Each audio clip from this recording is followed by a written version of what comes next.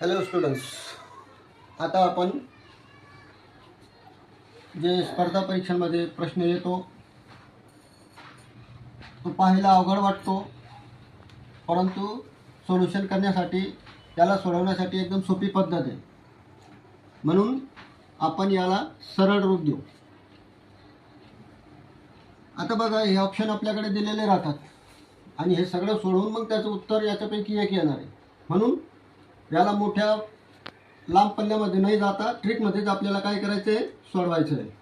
तर बघा, 81 आणि 81 म्हणजे हा 81चा वर्ग आहे, तर हा 81 कॉमन झाला आणि 81 वजा 1 याचे फॅक्टर पाडले, अवयव केले आणि भागीला 81.